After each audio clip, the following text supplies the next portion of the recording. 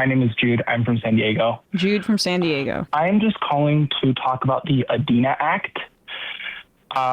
This is something that is, I think they're trying to pass it in the House.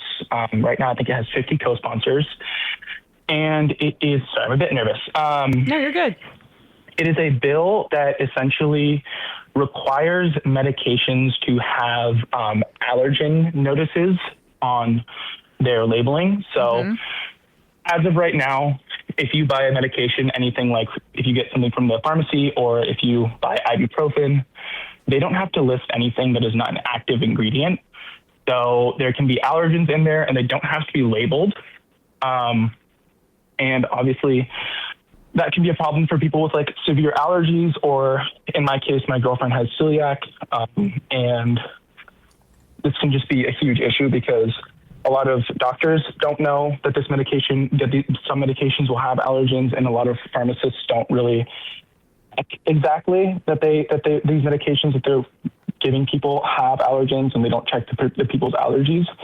So this has happened to my girlfriend. This has happened to many people where they get a medication and they have a dairy allergy or a gluten allergy, and then they start feeling sick, or they have an allergic reaction, and then they go to the pharmacy and they're like, oh yeah, it does seem to have gluten or dairy or whatever. And I think this actually started with a girl who was 11 years old and had a severe dairy allergy and was taking a medication this summer camp. And she got really sick and had a severe allergic reaction. And I think thankfully survived. But yeah, you can just find it. It's called Adina Act. They have a whole website. And yeah, I guess I just wanted people to go and check it out. Maybe send a letter to your local representative, just because this is important. No, I appreciate the call. It's named after the girl that you mentioned, Adina, who I guess, she was at camp. She developed strep throat and it required medicine. And she was given some sort of medicine that had gluten in it, and it was, I think it was dairy in her situation. Okay, gotcha. But she had drop of blood pressure, brief loss of consciousness. I mean, So this seems pretty straightforward. And, this is a pretty straightforward thing. I think everyone can, I think this is as bipartisan as it gets.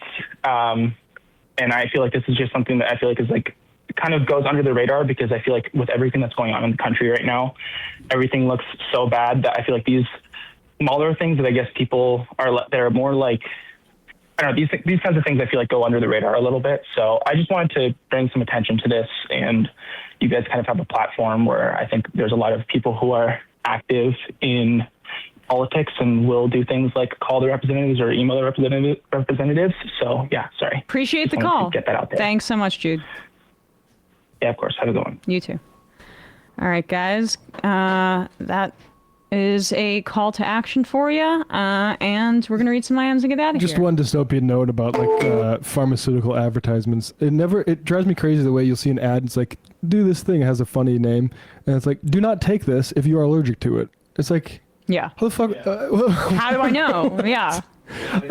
How about we don't have advertisements? How about doctors make these decisions and don't prescribe me things that I'm allergic to? God, I had a friend in college who was going into advertising, and she was like, the best place to work in advertising sector is pharmaceuticals. I remember that in high school. Because it's the most stable. And I just remember thinking God, that's fucking sad. Yeah, it's pharma sales.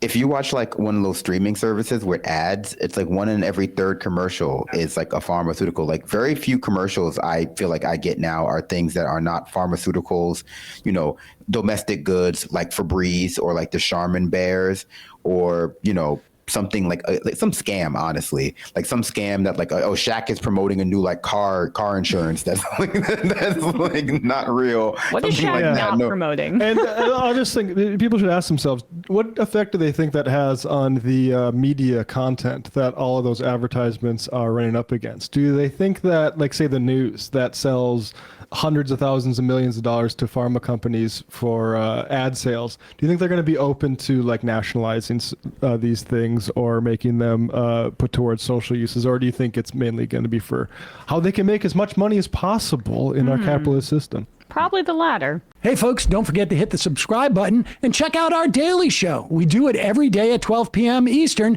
for about 2.5 hours. We even take phone calls. You should check that out.